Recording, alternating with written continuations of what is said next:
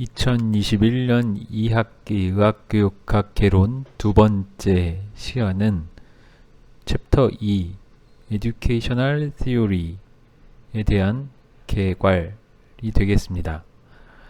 그래서 교육과 관련된 어떤 이론에 대해서 이론 하나하나를 자세히 다룬다기보다는 이론에 대한 어떤 이론에 대한 전반적인 설명을 좀 포괄적인 관점에서 다루는 챕터가 되겠습니다.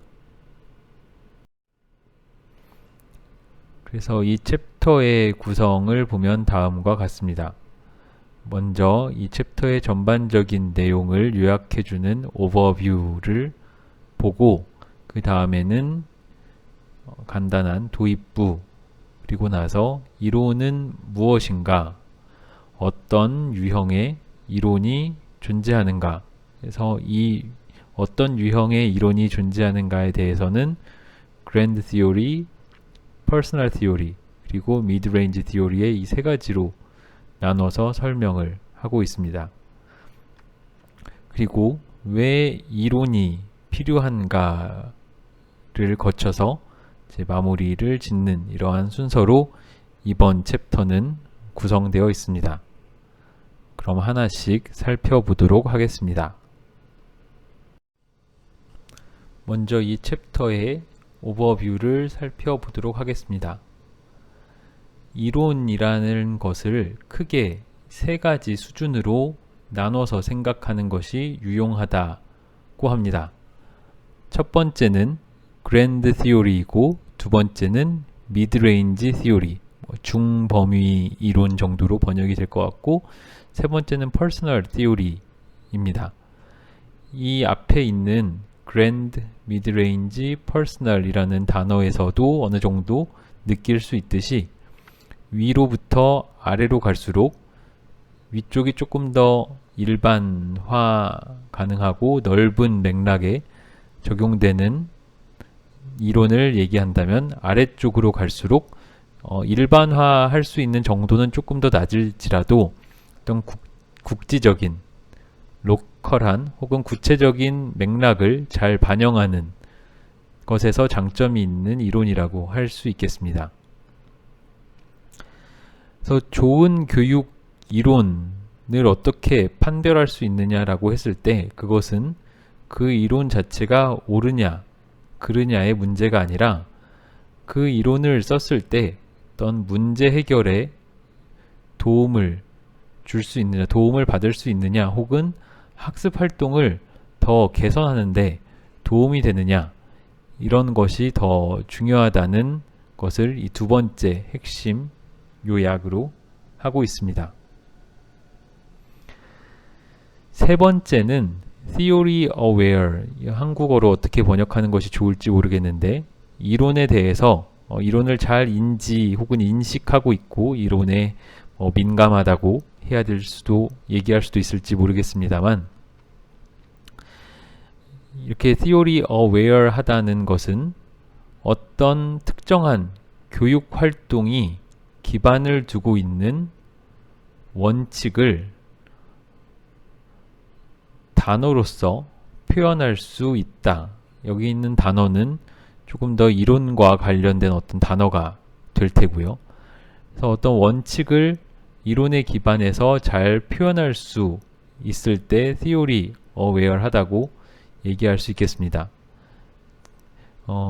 반대로 Theory Aware 하지 않은 경우는 내가 어떤 교육 활동을 하는데 그것이 어떤 이론적 토대 위에 내가 하고 있는 교육 활동이라는 것이 세워져 있는지를 알지 못할 때, 이 상자가 교육 활동이라고 한다면은 내가 하고 있는 교육 활동이 어떤 이론적 토대에 있고 따라서 어떻게 해야 나의 이 교육 활동을 더 개선할 수 있는지 이론적으로 설명해낼 수 없다면 그것은 Theory Aware 하다고 할 수 없을 것입니다. 참고로 이 앞에서 Learning이라고 했을 때 이제 교수, 지난 시간에 Teaching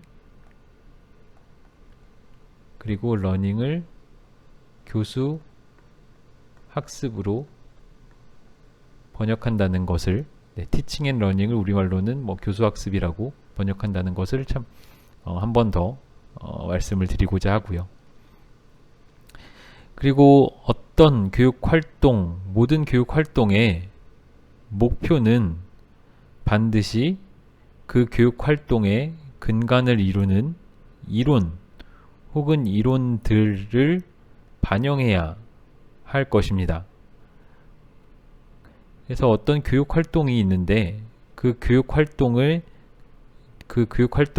토대가 되는 이론과 전혀 무관한 목표를 가지고 있다면 이 교육활동은 의도한 목표 혹은 원래 이 교육활동이 달성해야 하는 목표를 이루지 못할 것입니다.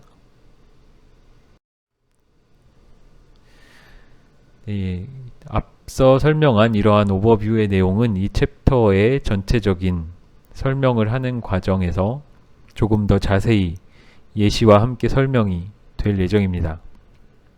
그래서 본격적으로 각 챕터의 이 챕터의 구체적인 내용을 살펴보면 처음 시작은 이렇습니다. 그래서 theory, 이론이라는 단어가 상당히 추상적이고 그래서 어렵게 느껴지기도 하고 실제로도 어느 정도는 어려울 수도 있겠지만 어쨌거나 이 이론이라는 단어가 주는 느낌 때문에 사람들이 이론으로부터 자꾸 멀어져 간다 라는 것을 어떤 문제로 지적하고 있습니다. 또한 의학 교육에서도 여러 가지 이론들이 사용되는데 혹은 사용되고 적용되는데 그 이론들이 어떻게 보기에 따라서는 서로 상충하는 것 같기도 하고 또 더 어떤 혼란을 주는 것 같은 느낌이 있어서 이런 것도 사람들이 이론이라는 것으로부터 더 멀어지게 하는 이유가 아닌가라고 이 책에 특히 이 챕터의 저자들은 생각하고 있는 것 같고요. 그래서 조금 더 실용적인 측면에서 이 챕터의 목표를 실제로 교수자와 학습자를 위해서 이론이 무엇을 할 수 있는지를, 그러니까 이론의 어떤 실용적인 관점에서, 실용성이란 관점에서 이론이 어떻게 도움을 줄 수 있는지를 조금 더 살펴보는데 이 챕터에 목표가 있다고 할 수 있겠습니다. 이론에 대해서 이 책의 인트로덕션에서 이론의 영어 사전에서 어떻게 정의되는지를 옥스포드 잉글리시 딕셔너리의 이론의 정의를 가져와서 시작하고 있습니다. 네 가지로 크게 설명하고 있는데 이 하나하나를 뜻을 살펴본다기보다는 어떠한 문구들이 들어있는지를 통해서 이론이 무엇인가에 대한 대략의 감을 잡을 수 있을 것 같습니다. 그래서 이론이란 것은 어떤 아이디어의 체계이고 이론의 목적은 혹은 이론이 가지고 있는 의도는 무엇인가를 설명하는 것이고 무엇인가를 설명할 때 일반적인 원칙에 기반해야 함으로써 무엇을 설명하고자 하는지 그 대상에 의존적이지 않아야 한다 라는 정의의 문구가 포함되어 있고요. 일군의 원칙이라는 표현도 있고 어떤 실천이 기반을 두고 있는 실천의 토대가 되는 것이 이론이라는 설명도 있고 어떤 상황을 설명하는데 사용되는 아이디어라든가 어떤 행동을 정당화하기 위해서 사용되는 아이디어라든가 그래서 이론의 이런 효용성이나 유용성 같은 것도 있습니다.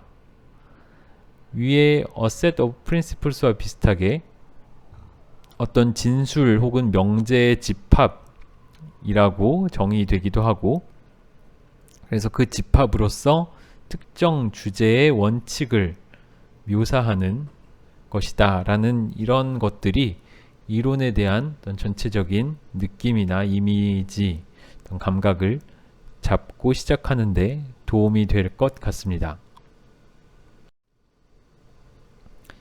그래서 이 챕터의 목적을 이 챕터의 저자들은 이렇게 설명하고 있습니다.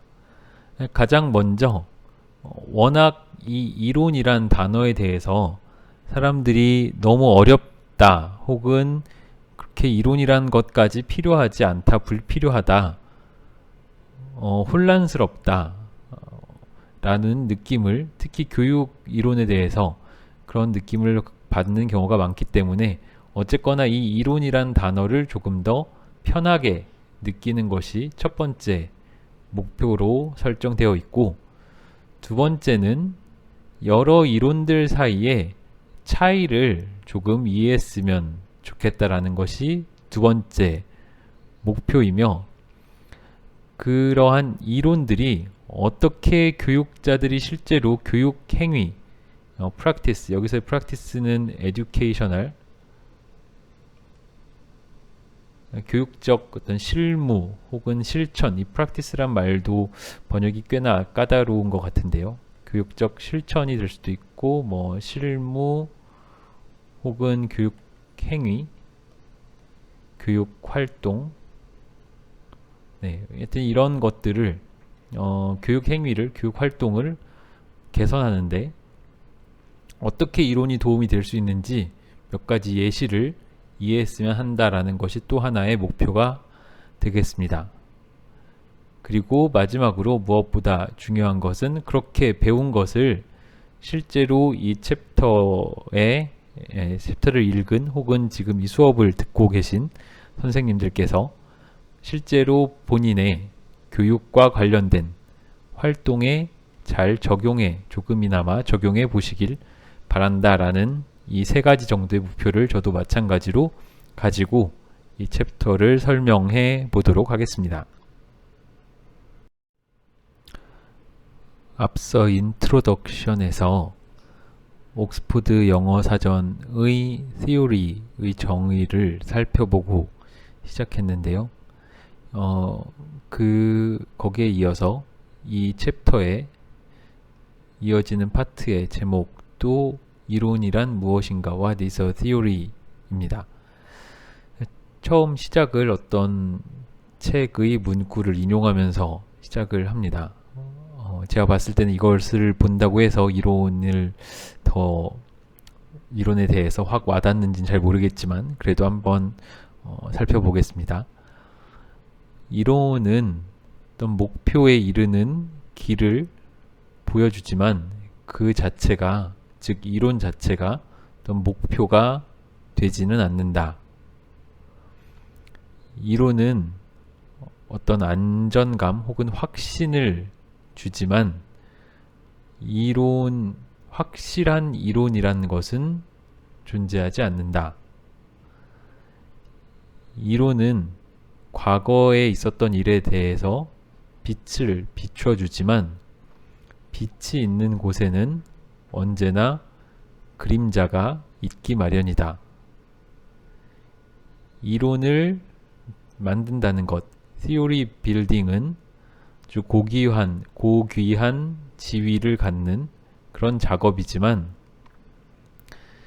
그보다 더 높은, 더 고귀한 것이 있다면 그것은 이론을 destruction, 그러니까 이론을 파괴하는 것이다. 이러한 말로 시작을 하고 있습니다.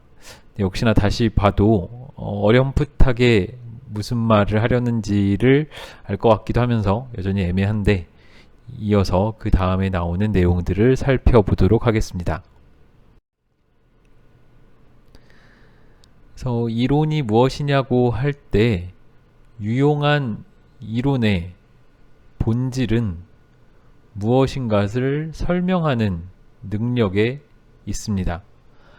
앞서 옥스포드 영어 사전에서도 explain이라는 단어가 있기도 했고, account for 라든가 혹은 justify, 같은 단어들이 포함되어 있었는데 이것들이 다 어떻게 보면 결국 비슷한 의미를 가지고 있는 것 같습니다. 그래서 이론은 결국 내가 관찰한 혹은 내 앞에 있는 혹은 내가 경험한 어떤 현상이나 물질 혹은 관계 등 그 무엇인가 사물을 설명하는 능력이 있을 때 유용하다고 할 수 있을 것이고, 그러면은 교육에 있어서 교육과 관련된 이론, educational theory는 결국 교수 학습, teaching and learning 혹은 learning and teaching, 그 배우는 것과 가르치는 것에 대해서 무엇인가를 설명할 수 있다면 그것이 바로 유용한 교육 이론일 것입니다. 이 책에서는 theory, 이론을 law, 법칙과 비교해서 설명하고 있는데, 이론과 법칙을 구분하는 한 가지 차이점은 바로 법칙에는 예외가 없다 라는 것으로 이 둘의 차이를 설명하고 있습니다. 그래서 예를 들어서 스탈링의 법칙을 가지고 설명을 하는데요. 법칙은 예외가 없이 없는 것으로 뭔가 확정된 그 지위가 아주 공고히 된 확인된 어떤 규칙이라고 했을 때, 많은 과학 법칙, scientific law는 처음 시작은 이론으로 한다라고 이야기합니다. 그래서 이 스탈링의 법칙 역시 처음에 스탈링이 이 법칙을 처음부터 법칙이라고 했던 건 아니고 1918년에 제안했던 것은 어떤 하나의 프로포즈 혹은 제안이었고, 그가 했던 제안이란 바로 심장의 근육 파이버가 그것이 늘어났을 때 더 강하게 수축한다 라는 것을 처음엔 제안했던 것입니다. 그래서 당시에 이 스트레치, 늘어나는 것과 수축력 사이의 관계는 그 당시에는 이론, theory였고, 이 theory가 설명했던 것은 그때 관측한 이러한 현상을 설명했던 것이고, 그래서 만약에 하나가 바뀐다면, 즉 스트레치가 바뀐다면 다른 것, contractility가 어떻게 바뀌게 될지를 예측하게 만드는 이 둘 사이의 관계를, 관측된 현상에서 있는 이 두 가지의 관계를 보여준 그런 이론으로서 처음에 등장하게 됩니다. 그렇게 이론으로 등장했던 것이 차후에 어떤 법칙으로 발전하게 된다고 설명합니다. 이처럼 한때는 이론이었던 스탈링의 그 제안은 지금은 법칙이라고 불리게 되었고, 이렇게 법칙이라고 불릴 수 있었던 데는 그것이 오랜 혹은 반복적인 검증을 잘 버텨냈기 때문입니다. 실험실에서 여러 차례 반복된 실험을 했음에도 불구하고 같은 결과가 확인된 것이고, 즉 같은 결과라는 것은 스트레치와 컨트랙틸리티 사이의 관계를 의미하는 것이 되겠습니다. 따라서 이 법칙은 제한된 숫자에 쉽게 측정 가능한 변인들 사이의 관계를 선형적 그리고 예측 가능한 관계를 설명할 수 있게 되었습니다. 스탈링의 법칙으로 인해서 스트레치와 컨트랙틸리티 사이에 선형적이고 예측 가능한 관계가 있다는 것을 설명할 수 있었고, 또한 이러한 관계가 맥락적인 요인의 영향을 아주 제한적으로만 받는다는 것도 알게 되었습니다. 그래서 이 맥락적 요인 중에 하나는 디곡신 테라피와 같은 약을 투약했을 때, 그러니까 이런 상태에서는 영향을 받게 되지만 다른 상황에서는 영향을 받지 않는다라는 것을 알게 된 것이죠. 그래서 스탈링의 법칙은 생의학 혹은 바이오메디컬 사이언스의 아주 전형적인 어떤 법칙, 전형적인 형태 중에 하나고, 이 전형적이라는 것은 인과관계가 실험적으로 명확히 밝혀지는 것을 의미합니다. 그래서 제한된 숫자에 관찰 가능하고 측정 가능한 변인을 갖고 있고, 그 변인들 사이에 인과관계가 있고 그 인과관계를 실험적으로 밝힐 수 있다. 이런 것들이 곧 이 바이오메디컬 사이언스를 특징 짓는 어떤 모습일 것입니다. 제한된 숫자의 변인과 그들 사이의 인과관계를 실험적으로 밝히는 것이죠. 그래서 이 챕터의 저자들은 이론과 법칙의 관계를 이러한 그림으로 설명하고 있습니다. 즉, 이론으로부터 법칙을 개발해가는 과정입니다. 이론이란 것은 그것이 그랜드 티오리든 미드레인지 티오리든 혹은 아주 개개인이 가지고 있는 작은 규모의 퍼스널 티오리든지 간에 그것이 법칙이 되기 위해서는 검증 가능한 어떤 설명의 과정을 거쳐야 됩니다. 실험적 데이터든 혹은 경험적 데이터든 반복적인 데이터를 통해서 이 이론이 어떤 여러 가지 상황에서도 반복적으로 같은 결과를 낸다는 것이 확인되면 비로소 그것이 법칙이 될 수 있는 것이고, 다만 이 법칙이라는 것은 그때 이 법칙에서 다루는 베리어블이 제한적이고, 오히려 또 그렇기 때문에 실험 조건에서 아주 신뢰할 수 있게 반복적으로 재현 가능한 형태로 확인되는 법칙이 될 수 있는 것입니다.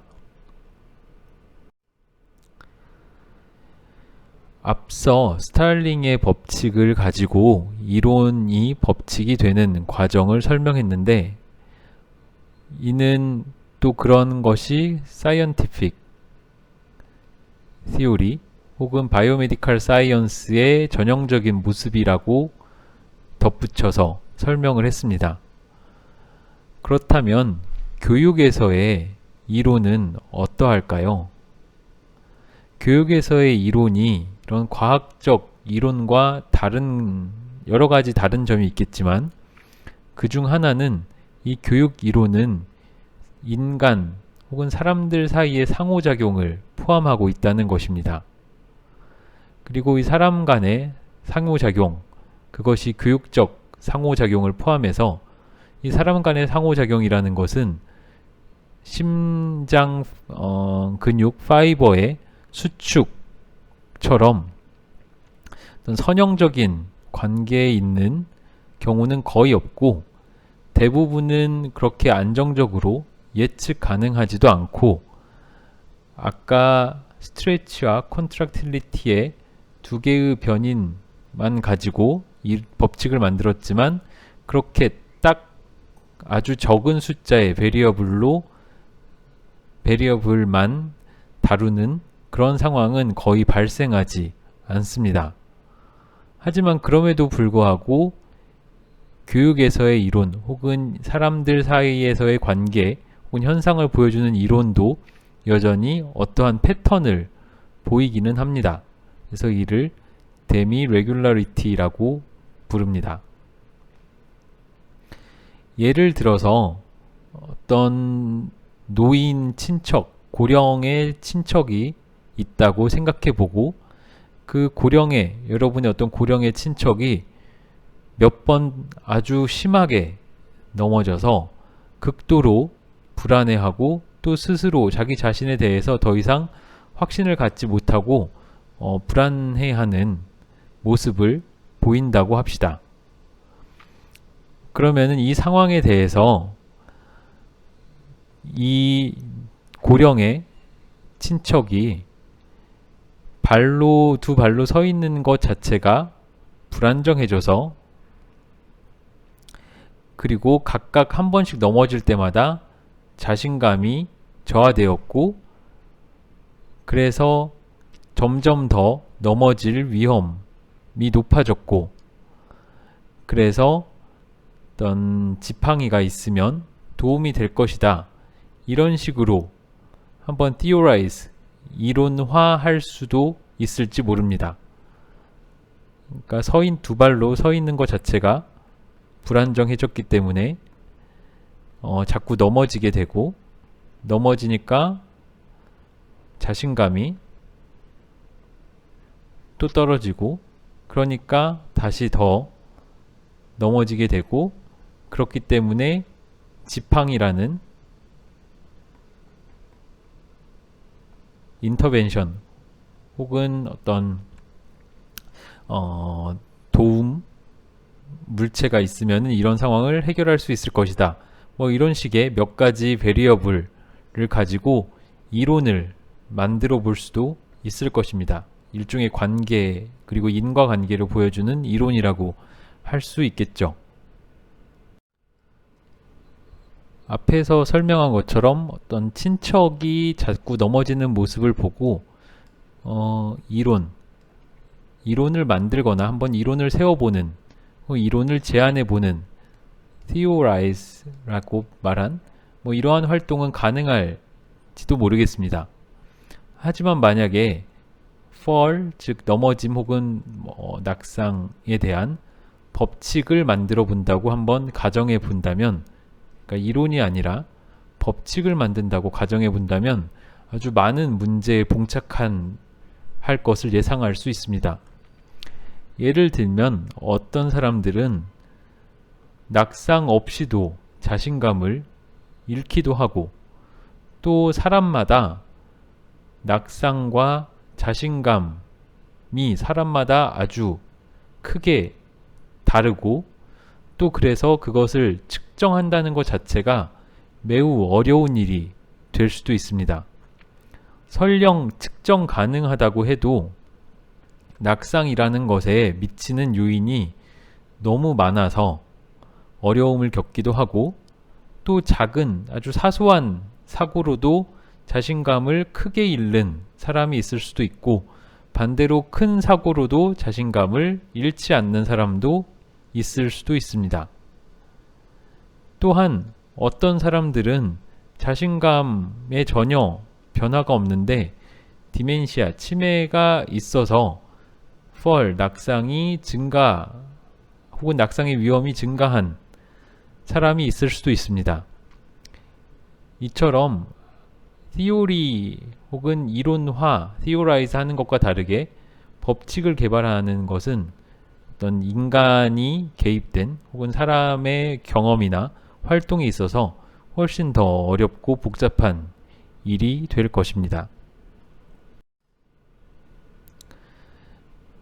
그래서 이런 것을 종합해 본다면 교육과 관련된 이론이라는 것은 아까 심장 근육 파이버에 관련된 생의학적 이론 혹은 과학적 이론보다는 방금 전에 말한 낙상과 관련된 것과 훨씬 더 유사하다고 볼 수 있습니다.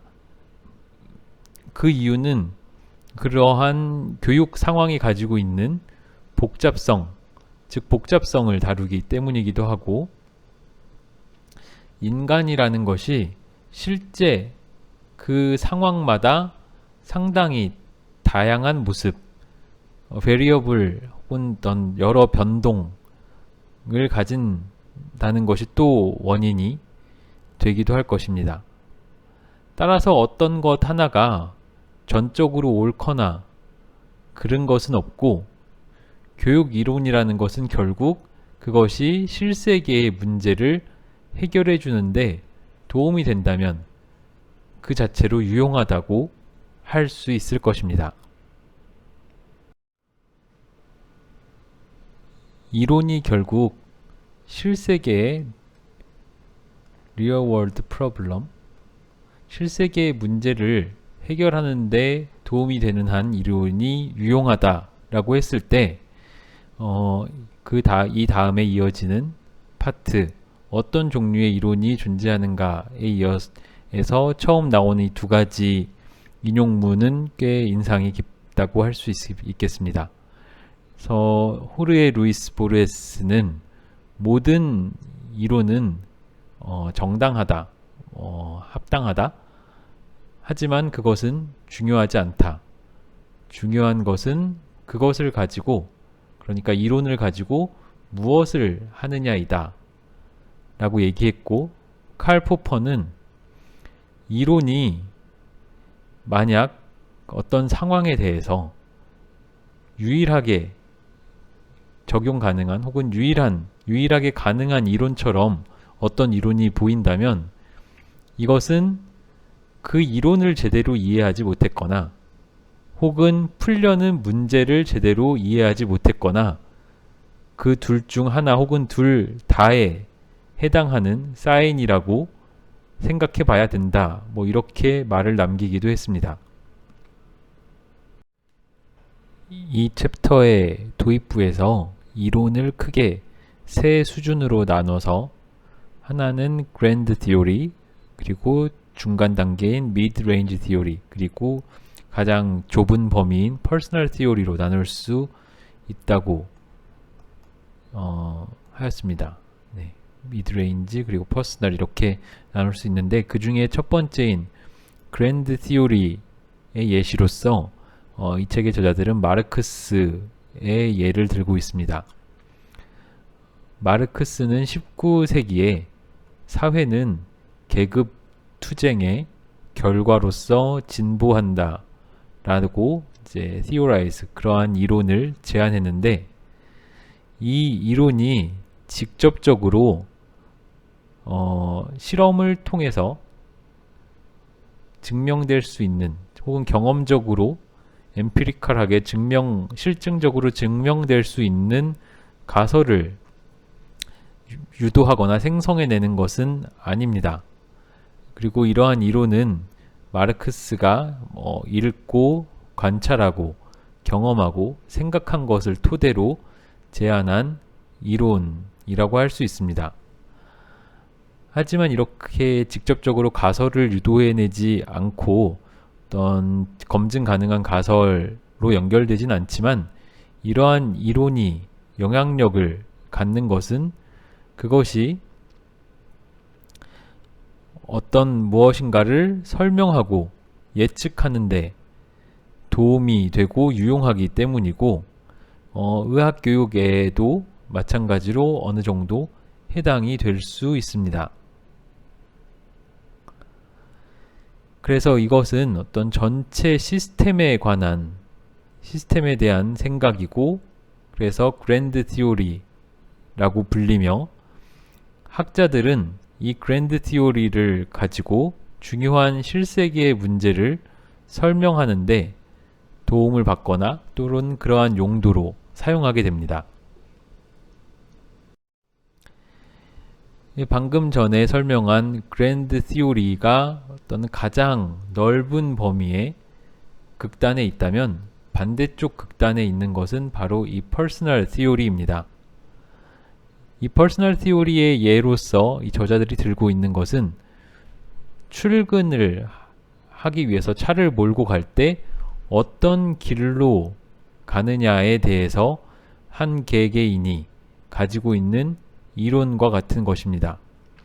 그래서 어떤 사람이 차를 타고 직장까지 가야 하는데 이렇게 갈 때 어떻게 가면 가장 빨리 갈 것인가, 혹은 주변에 조금 더 풍경이 좋은 길로 가게 된다면 더 늦어지고 교통체증이 생길 수도 있고, 그래서 대안적인 경로를 찾아갈 수도 있고, 뭐 이런 이 한 개인이 출근하는 길에 관해서 가지고 있는 이론과 같은 것들이 퍼스널 티오리라고 할 수 있겠습니다.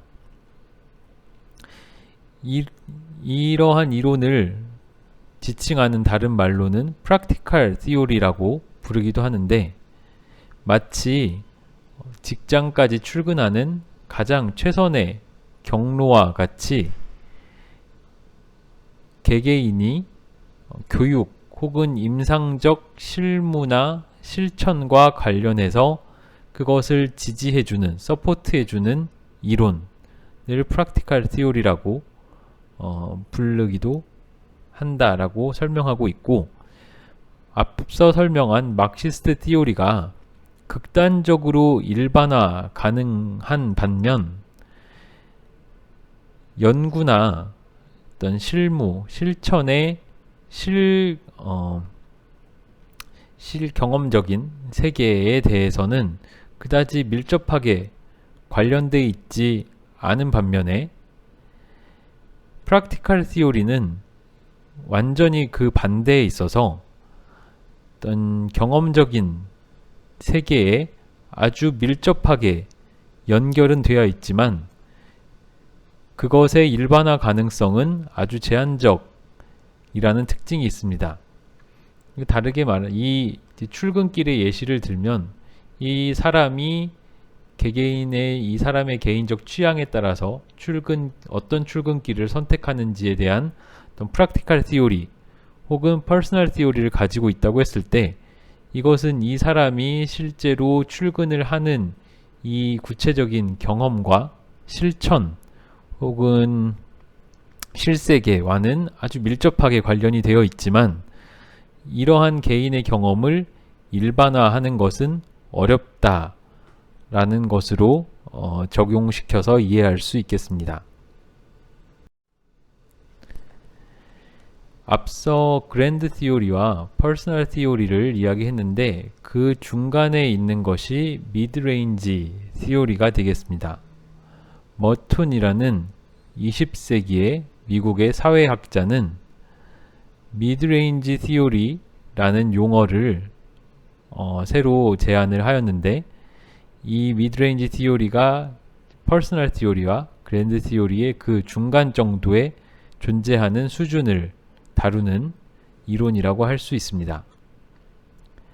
예를 들어서 어떤 연구자가 마르크스를 공부하면서 어떤 영감을 받아서 이데올로기적 투쟁이 어떤 방식으로 시뮬레이션 세팅과 임상 근무 현장의 교육에서 이루어지는 수련 과정, 트레이닝에 영향을 주는지를 그에 관련해서 어떤 이론을 만들었다고 합시다.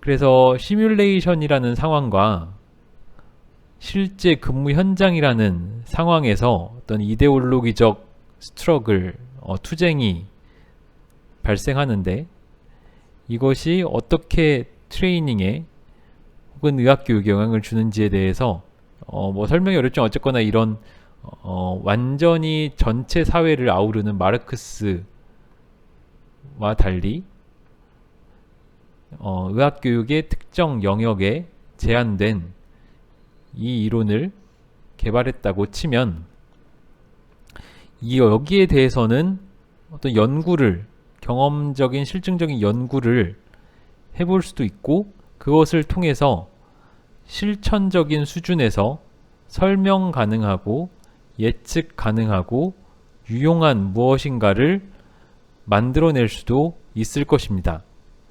그래서 애초에 마르크스가 제안한 이 그랜드 티오리를 의학교육에 혹은 임상 현장에, 트레이닝에 적용시키기에는 쉽지 않았지만, 이것을 이 의학교육이라는 맥락으로 조금 제한하여 새로운 이론을 만들어낸다면, 이것은 실제적으로 도움이 되고 유용하고 예측 가능한 실무에도 유용한 어떤 이론이 될 수 있다는 것입니다. 그리고 이것이 바로 미드레인지 티오리의 한 가지 예시가 되겠습니다. 그래서 요약하자면 그랜드 티오리와 미드레인지 티오리와 프랙티컬 티오리가 일반화 가능성의 관점에서 높은 하이 제너럴라이저빌리티부터 로우 제너럴라이저빌리티, 반대로 로우 스페시피시티부터 하이 스페시피시티까지, 그러니까 일반화 가능도는 아주 높고 구체성은 떨어지는 반면, 이게 그랜드 티오리라면은 퍼스널 티오리 혹은 프랙티컬 티오리는 제너럴라이저빌리티는 낮은 반면 또는 구체성은 아주 높은 이러한 연속체상에 존재한다고 볼 수 있겠습니다.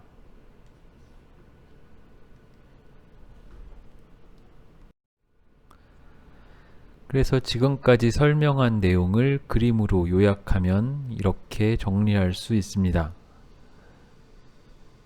이론을 세 가지 수준으로 나눴을 때 가장 작은 수준, 즉 스페시피시티는 높고 제너럴라이저빌리티는 낮은 수준을 퍼스널 티오리라고 할 수 있고, 이것은 개개인화된 어떤 감각이고,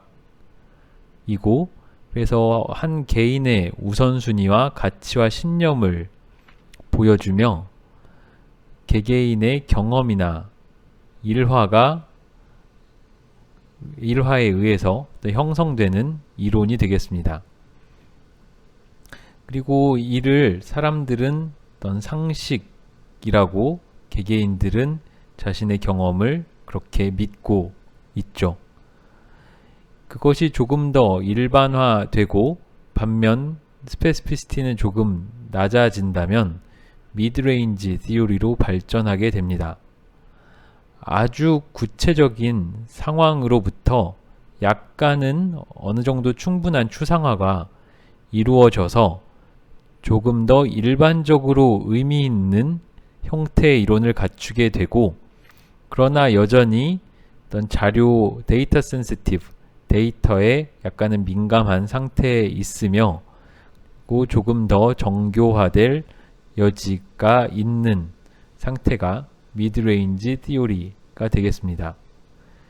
이것이 일반화 가능성이 훨씬 더 높아지고 반면 구체성이나 특수성은 떨어지게 되면 그랜드 티오리가 됩니다.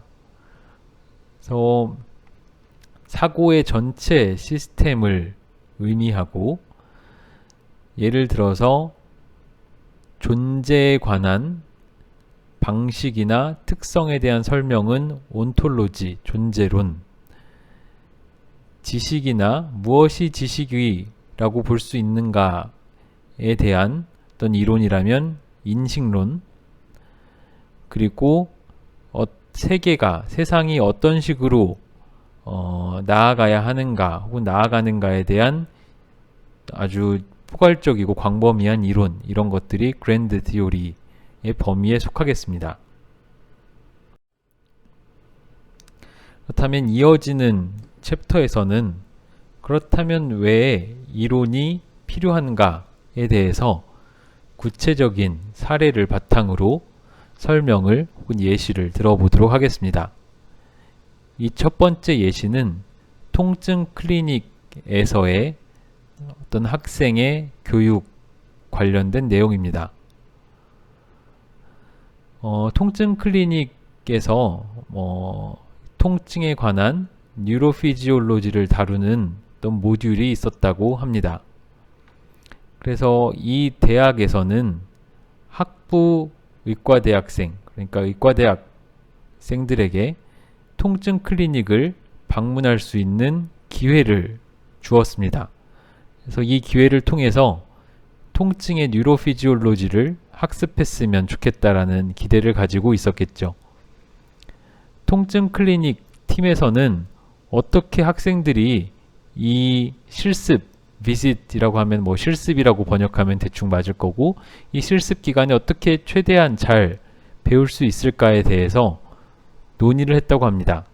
그래서 크게 A 의사와 B 의사와 C 의사의 의견이 나옵니다. A 의사는 이렇게 주장을 했습니다.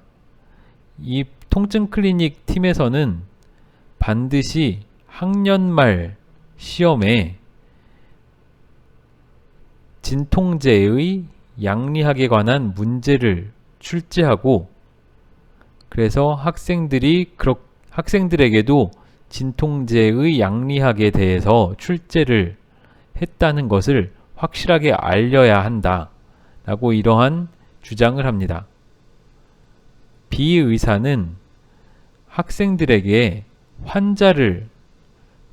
만성 통증을 가진 환자를 학생한테 이제 말하자면은 배정시켜줘서 학생들이 서로 소그룹 토론 세션을 갖고 각각 공부한 내용을 목표를 설정해서 서로에게 설명해주는 방식으로 자신의 경험을 공유하도록 해야 한다라는 주장을 합니다.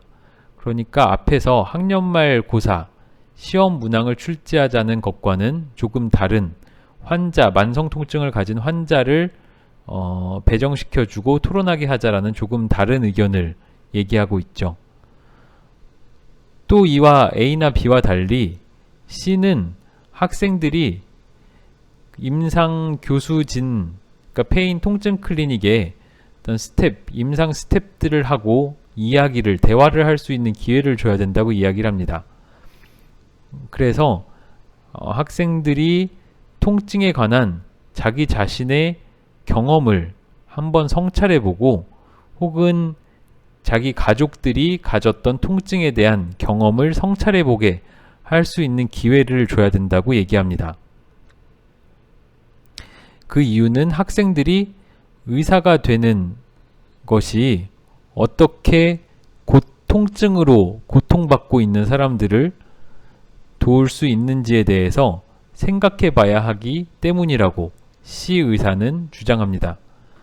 이렇게 A 의사, B 의사, C 의사는 페인 클리닉에서의 실습을 학생들이 어떻게 이 기간 동안 최대한 많은 걸 배우게 할 수 있을까를 가지고 서로 다른 생각을 하고 있다는 것을 이 사례에서 보여주고 있습니다. 그래서 A 의사와 B 의사와 C 의사가 가지고 있는 생각을 이론의 관점에서 보면 이렇습니다. A 의사는 행동주의적인 관점을 가지고 있습니다. 그래서 학생에게 시험을 볼 거야 라고 얘기하는 자극이 있으면 그 자극이 학생을 동기부여할 것이다. 자극과 스티뮬러스와 반응, 리액션으로 연결된 어떤 행동주의적인 입장을 가지고 있는 게 A 의사라고 할 수 있습니다. B 의사는 인지적인 것을 중요하게 여깁니다. 즉 환자와의 상호작용이 중요하다는 입장이고, 소그룹 세션 역시 학생들이 이미 자기가 알고 있는 것이 무엇이고, 그래서 무엇을 더 공부해야 될지에 대한 목표를 정할 것이다 라고 생각합니다.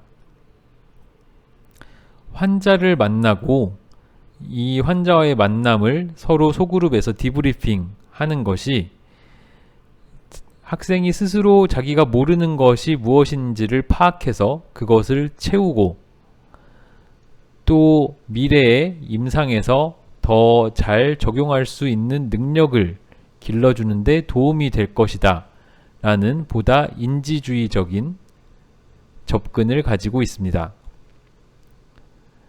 C 의사는 학생의 정체성 발달의 측면에서 이야기를 한다고 볼 수 있습니다.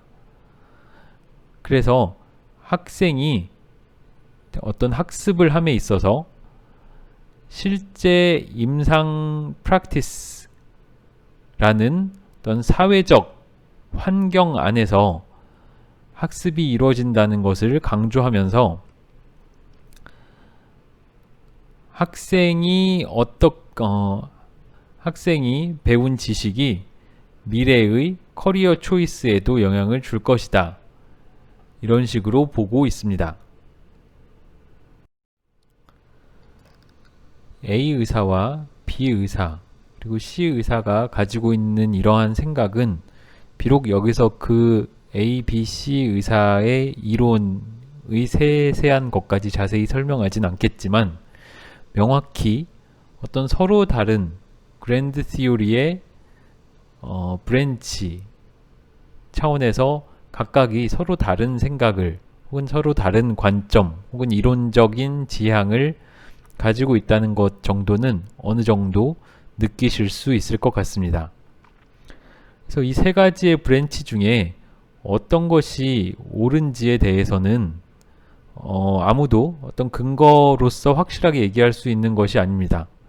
예를 들면 A 의사는 지식의 리콜, 어떤 지식을 충분히 잘 익히는 게 중요하다고 생각했고 B 의사는 조금 더 고차원적인 지식이 더 중요하다고 생각했고 C 의사는 정체성이 중요하다고 생각했는데 어떤 것을 이 페인 클리닉의 성과로 가장 적절한 성과로 설정할지는 궁극적으로는 옳고 그름의 문제가 아니라 가치 판단의 문제이기 때문입니다. 이 중에서 B 의사를 조금 더 자세히 살펴보면 B 의사가 제안한 것은 중범위의 코그니티브 시오리에 해당한다고도 볼 수 있습니다. 이러한 이론적인 관점을 가지고 있었기 때문에 B 의사는 티처, 교수자들이 어떻게 소그룹 학습을 운영해야 하는지에 대한 명확하고 구체적인 가이드를 가지고 있었고 이것은 곧 어떻게 이론이 교육적 실천을 더 향상시킬 수 있는지의 예시가 된다고 볼 수 있겠습니다. 즉 B 의사는 자기가 가지고 있는 이론, 코그니티브 티오리에 따라서 스몰 그룹이라는 소그룹 활동이라는 교육적 프랙티스를 더 개선하기 위해서 노력한 것입니다. 그리고 아마 이 책의 저자들은 아마도 이제 닥터 B가 이렇게 판단한 것은 인지심리학자인 슈미트의 어떤 문헌을 읽었기 때문일 것이다 라고 이렇게 상황을 가정하고 있고 이 슈미트의 어떤 이론을 보면 슈미트는 학습자가 스스로의 학습에 대해서 책임을 지게 되었을 때 더 오래 가고 유연한 방식으로 학습할 동기부여를 받게 되고 그것이 시험 불안에 의해서 시험을 봐야만 하는 그런 시험에 의한 불안감이 유도하는 학습보다 이러한 스스로의 학습에 대한 책임을 갖게 되는 상황이 더 바람직하다라고 보는 이런 관점을 설명하고 있습니다. 그래서 이 슈미트의 인지심리학 이론을 실용적으로 혹은 경험적으로 적용한다면 몇 가지 핵심적 교육 원칙을 아래와 같이 도출할 수 있습니다. 그래서 아래에 있는 것은 소그룹 학습, 아마 임상실습에서도 학생들이 작은 조로 나뉘어서 실습을 하기 때문에 이런 소그룹 단위의 활동을 많이 하게 될 텐데 문제 기반의 소그룹 활동의 6가지 원칙을 아래와 같이 설명하고 있습니다. 첫 번째는 무엇을 배울 수 있는가, 어떤 주제에 대해서 무엇을 배울 수 있는지를 가장 결정하는, 거기에 가장 큰 영향을 주는 결정 요인은 그 주제에 관한 사전 지식이다 라는 게 첫 번째 원칙이고, 두 번째는 배우기 위해서는 그 사전 지식이 활성화되어야 한다라는 것입니다. 활성화된단 말은 활성화된단 말은 내가 그 지식을 갖고 있더라도 그것을 회상해야 머릿속에서 끄집어내야 한다는 얘기고, 세 번째 원칙은 지식은 구조화된다 라는 원칙으로서 그 지식이 구조화되는 방식에 따라서 내 머릿속에 어떤 지식이 있더라도 그것을 얼마나 잘 접근해서 활용할 수 있는지가 그 지식이 구조화된 방식에 따라서 달라진다는 것입니다. 네 번째는 정보를 저장하고 인출하는 것은 학습하는 동안 그 정보를 더 정교화할 때, 토론을 통해서 더 정교화, 더 자세히 설명하는 그런 과정을 거칠 때 정보의 저장과 인출이 훨씬 향상된다는 것이 네 번째 원칙입니다. 다섯 번째 원칙은 맥락적인 단서가 지식과 함께 저장되면 그 단서가 그 정보를 꺼내는 인출을 도울 수 있다는 것입니다. 즉 A라는 지식을 저장할 때 이 지식과 관련된 기억, 니은, 디귿, 리을 이러한 지식과 연결된 단서가 같이 저장이 되면 이러한 단서들이 이 A라는 정보와 연결되어서 훨씬 이 A라는 정보를 끄집어내기가 쉬워진다는 것입니다. 여섯 번째는 내적으로 동기부여가 돼 있을수록 더 많은 시간을 학습에 활용할 것이며 더 많은 시간을 학습에 투입함으로써 더 많이 배울 것이다 라는 것이 이 여섯 번째 원칙입니다. 그래서 앞서 사례에 연결 지어 보자면 B의사는 이러한 인지심리학적 원칙에 따라서 소그룹 운영, 학생들의 통증 클리닉에서의 어떤 학습을 최대화하기 위한 운영 방식으로 소그룹을 제안했다고 볼 수 있습니다. 그래서 만약 B 의사가 이러한 원칙을 적용한다면 아마 이렇게 할 것입니다. 교육 세션을 시작하는 부분에서 학생들로 하여금 이미 통증에 대해서 알고 있는 것이 무엇이었는지를 브레인스토밍 하게 하고 이는 곧 사전 지식의 활성화가 될 것입니다. 이렇게 사전 지식이 활성화된다면 그것은 새로운 지식을 배우기 위한 중요한 전제 조건이 될 수 있습니다. 또 다른 사례를 살펴보도록 하겠습니다. 두 번째 예시는 주니어 닥터, 1년차 혹은 신입 의사라고 번역을 해보겠습니다. 신입 의사의 처방 능력을 향상시키기 위해서 어떻게 해야 될지에 대한 몇 가지 아이디어를 다루고 있는 예시이고, 여기서 나온 아이디어 혹은 인터벤션 혹은 어떤 중재, 개입은 모두 심리학적 그랜드 티오리 혹은 미드레인지 티오리에 의해서 정당화될 수 있는 인터벤션들입니다. 한번 살펴보도록 하겠습니다. 새롭게 면허를 취득한 의사들이 지역 병원에서 근무를 하게 되었는데, 이 병원의 환자안전위원회에서는 이 신입 의사들이 쓴 처방전 중에 약 10% 정도가 에러가 있고 또 가끔은 아주 심각한 에러가 있다는 것을 알게 되었습니다. 그래서 이 신입 의사들이 조금 더 안전하게 처방전을 작성할 수 있는 교육 프로그램을 만들어서 도입하라는 그런 요청을 받게 되었습니다.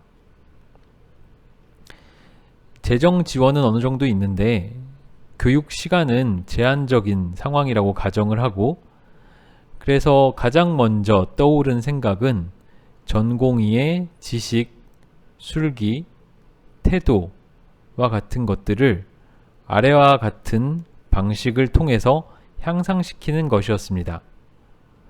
첫 번째 떠오른 아이디어는 e-러닝 모듈을 만들어서 모든 의사들이, 신입 의사들이 이것을 이수하도록 하는 것입니다. 이게 첫 번째 아이디어고, 두 번째 아이디어는 신입 의사들을 트레이닝 시켜서 제대로 처방을 쓸 수 있게, 정확하게 쓸 수 있게 하는데, 그 훈련을 시뮬레이션 연습으로 하는 것입니다.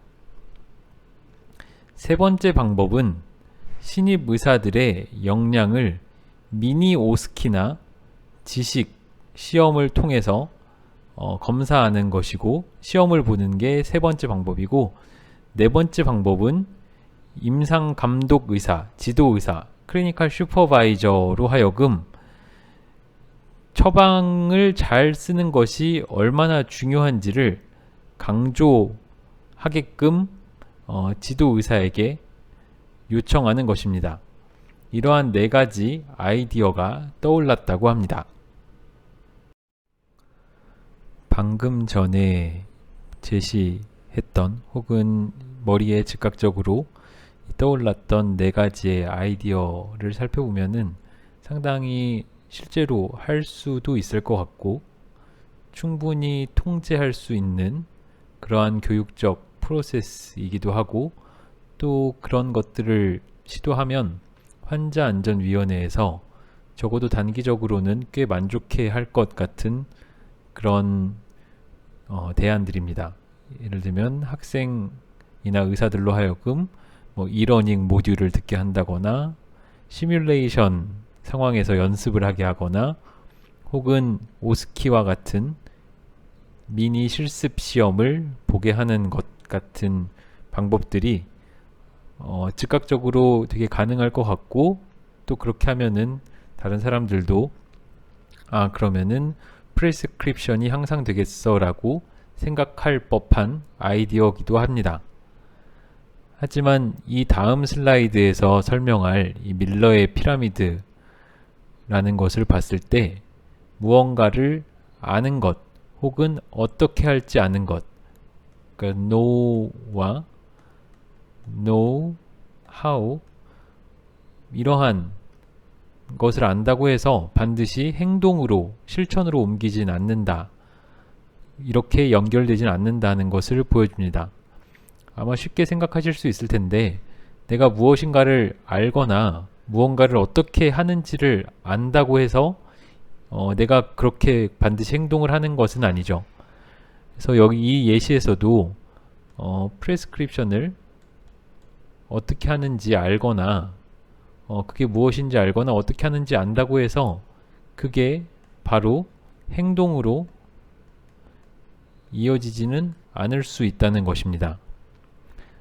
그리고 예를 들어서 이미 4에서 6년간 비슷한 방식으로 해왔는데 이미 실패한 경험이 있다면, 지금과 같은 방식 혹은 방금 떠오른 그러한 방식으로는 이 문제를 해결할 수가 없고, 결국 그래서 이 챕터의 주제인 다른 이론, 그러니까 지금까지 내가 뭔가 행동을 했던 바탕이 되는 이론과는 다른 이론이 필요할 것이다 라고 이야기합니다. 그래서 밀러의 피라미드라는 것은 여기 보여지는 이 삼각형의 피라미드를 말하는데, 역량이란 것과 퍼포먼스, 수행 능력이 어떤 관계에 있는지를 보여주고 있습니다.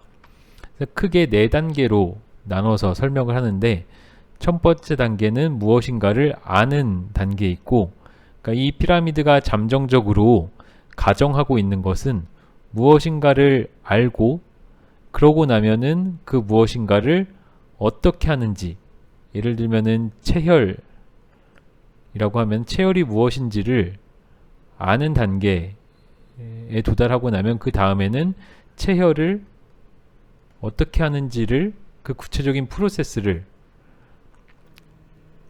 그 프로세스를 아는 단계로 넘어갈 수 있고, 그것을 알고 나면은 다른 사람들 앞에서 혹은 시뮬레이션 상황에서 체혈을 시범 보일 수 있고, 그러고 나면 궁극적으로 나 혼자서도 실제 환자에게 체열을 할 수 있다. 이런 암묵적인 위계 구조를 가정하고 있습니다.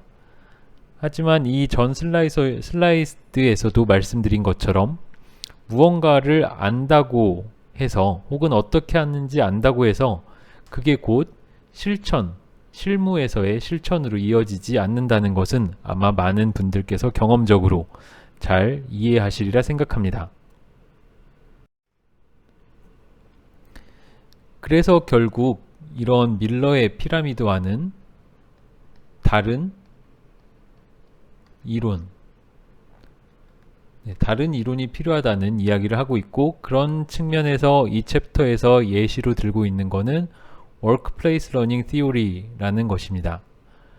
그래서 의학교육에서도 이러한 기존의 이런 피라미드 방식의 역량 혹은 수행능력 수준의 한계라는 것을 인식하고 있었고, 그러다 보니까 점차 이런 Workplace Learning Theory라는 것들이 좀 더 관심을 받게 되었습니다.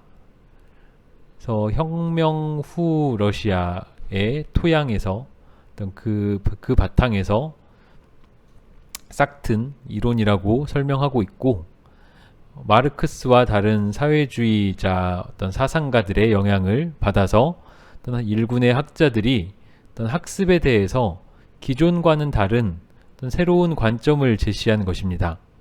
그래서 이 워크플레이스 러닝 티오리의 관점에서는 학습, 무언가를 배운다는 것은 개개인의 마음 속에서 일어나는 일이 아니라 여러 사람들 사이에서 between people, 그러니까 한 사람의 마음 속이 아니라 여러 사람들의 관계, 사회적 상호작용 속에서 emerge, 떠오르거나 혹은 창발하는 그러한 것으로 학습을 다르게 바라본 것입니다. 이러한 방식으로 생각을 했을 때 언어, 랭귀지라는 것이 개인의 생각과 공동체의 행동을 연결시켜주는 주된 고리가 됩니다. 그래서 방금 말씀드린 것과 같이 랭귀지, 언어라는 것이 한 사회의 사회적 그리고 문화적 전통을 대변하는데, 그러한 관점에서 있는 것이 지금 설명하고 있는 새로운 그랜드 티오리, 즉 소시오컬처럴 티오리라는 것이 탄생하게 된 것입니다. 이러한 소시오컬처럴 티오리, 사회문화 이론이라고 번역을 할 수 있는 이런 소시오컬처럴 티오리와 관련된 이론가들은 미국의 뱅거라든가 핀란드의 엥게스트롬이라든가 오스트레일리아, 호주의 빌레와 같은 학자들이 있겠습니다. 이런 구체적인 학자 이름이 중요하다기보다는 아무튼 이 워크플레이스 러닝 티오리라는 것이 기존의 어떤 학습이라는 것은 한 사람의 마음속, 즉 이 머릿속에서 뭔가 일어나는 일이라는 그러한 관점이 아니라 학습이라는 것은 이렇게 여러 사람들 사이에 상호작용으로서 일어나는 것이다 라는 관점을 제시하고 있는 새로운 그랜드 티오리라는 것이고, 이 말인 즉슨 work 혹은 직무 혹은 작업 혹은 일이라는 것은 사회적으로 엠베드 되어 있는, 그러니까 사회에 어떤 심어져 있는 그러한 실천으로서, 그렇기 때문에 반드시 워킹을 통해서만 러닝할 수 있다 라고 바라봅니다. 아마 의과대학을 졸업하고 임상 현장에서 일을 할 때에 이런 상황이 많이 생기죠. 결국 일을 하면서 그 일을 통해서 배우는 learning by doing이라고 할 수도 있고 learning by working이라고 할 수도 있겠지만, 아무튼 무언가를 배운다는 것은 한 사람의 머릿속에서만 발생하는 일이 아니라는 것입니다. 물론 그렇다고 해서 여러분들이 혹은 의사 혹은 인턴이든 전공이든 그렇게 임상 현장에서 일을 하면서 배우는 게 중요하다고 해서 그 전에 대학에서 배우는 게 완전히 무의미한 것은 아니죠. 마찬가지로 여기서도 off the job learning이 불필요하다는 혹은 그게 무의미하다 그것은 불필요한 준비 과정이다 라고 이야기하려는 것은 아닙니다. 근무지 혹은 직장 혹은 뭐 임상 현장에서의 학습이 중요하다고 해서 학교에서 그 전에 충분히 준비하고 배워가는 게 무의미하지는 않겠습니다. 하지만 그럼에도 불구하고 노동자, 근로자 혹은 뭔가 이게 일을 할 때 그 사람은 자신의 그 근로자로서의 의사라고 치면 의사로서의 정체성을 그 의료 행위를 해가면서 키우게 됩니다. 아마 뭐 의사 선생님들께서도 학생 때도 뭐 학생 의사라고 많이 하지만 결국에는 임상 현장에서 병원에서 실제로 의사로서 일을 하면서 의사로서의 정체성을 키워나가고 있으실 거라고 생각합니다. 그리고 이러한 사회적 상호작용은 언어에 의해서 중재되는데 이것이 근무지에서 일어나는 학습, 워크플레이스 러닝의 어떤 중심적인 매개 물질이라고 할 수 있습니다. 이러한 관점을 제시한 여러 학자 중에 아까 벵거를 얘기를 했는데 이 벵거라는 학자가 이 상황에 대해서 만약에 워크플레이스 러닝 티오리를 접목시킨다면 전공이나 약사나 임상 지도 의사나 간호사 등등이 함께 커뮤니티 오브 프랙티스, 즉 실천 공동체를 이루게 되고 이렇게 실천 공동체를 이룸으로써 prescribing 더 안전한 처방이라는 공동의 목표를 달성할 수 있을 것이다 라고 아마 그렇게 예상할 것입니다.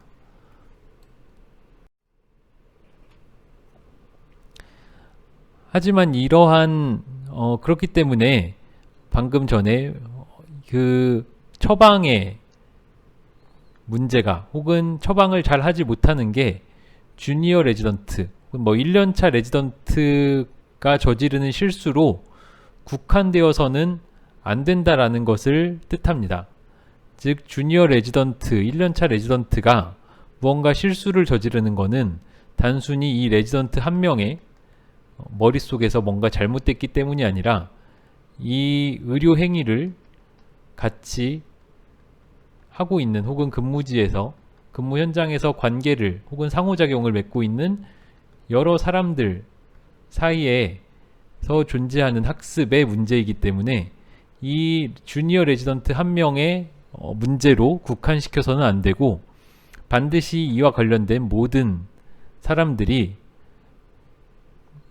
어떤 집합적인 집단적인 책임을 공유해야 한다고 이야기합니다. 그래서 어떻게 하면 조금 더 안전한 의료 행위를 할 수 있고 어떻게 하면 더 처방의 퀄리티를 더 책임감 있게 할 수 있을까 뭐 이런 집합적인 집단적인 책임을 가져야 한다고 이야기하고 있고 이는 곧 누군가를 한 사람을 비난하고 비방하지 않는 그러한 문화로 이어져야 할 것입니다. 그래서 그럼 어떻게 하면은 이렇게 집단적인 책임을 공유할 수 있고 집단적인 목표, 안전한 의료행위라는 목표를 향해서 나아갈 수 있겠느냐의 예시를 이 책에서는 이렇게 들고 있는데 예를 들면은 어떤 약사에게 하여금 처방 실수가 있었던 상황에 대한 정보를 모으고 이에 대해서 피드백을 주게끔 요청을 하는 것입니다. 그래서 뭐 일정 부분의 인센티브를 그러한 활동에 대해서 제공할 수도 있겠고 그렇게 처방의 에러에 관한 정보가 모였을 때 이를 가지고 임상팀 내에서 같이 토론할 수도 있겠습니다. 혹은 오프 더 잡 교육 세션에서 1년차 레지던트를 초청을 해서 그 1년차 레지던트로 하여금 잘된 처방의 예시를 가져오게 그 사례를 가져오게 해서 모든 사람들이 함께 다 배울 수 있도록 그 실수를 한 1년차 레지던트 뿐만 아니라 혹은 뭔가를 배워야 되는 사람 뿐만 아니라 모든 사람들이 다 함께 그 공동체와 팀 내에서 배울 수 있도록 하는 전략도 이야기하고 있고, 이런 것을 곧 소시오컬처럴 프린시플과 일관성이 있는 미드레인지 티오리라고 할 수 있겠다라고 요약하고 있습니다. 그래서 이번 챕터에서는 그랜드 티오리에 대해서도 이야기를 했고, 미드레인지 티오리에 대해서도 다루어 보았습니다. 그래서 이론이라는 것이 여전히 그렇게, 특히나 의학 교육에서의 이론이라는 게 전혀 가까워 보이진 않겠지만, 적어도 이 챕터에서 전달하고자 했던 메시지는 이론이라는 게 어떤 실제의 세계와 무관하거나 멀리 떨어져 있는 것이 아니라, 사실 모든 사람은 매일매일 그 일상적인 활동에 이론을 접목시키고 그 실천에 접목시키고 있다라는 것을 이해했으면 좋겠습니다.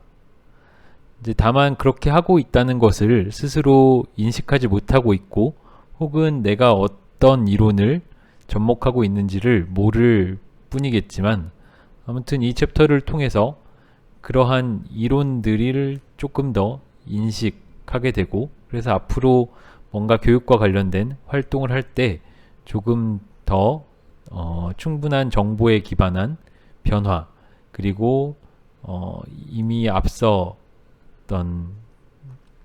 존재했던 많은 사상가들의 지혜로부터 교훈을 얻어서 어떤 교육적인 활동이나 작업을 해나갈 수 있으시기를 바라겠습니다. 네, 여기에는 추가적인 읽을 자료들이 있고요. 이번 챕터는 여기서 마무리 짓도록 하겠습니다. 감사합니다.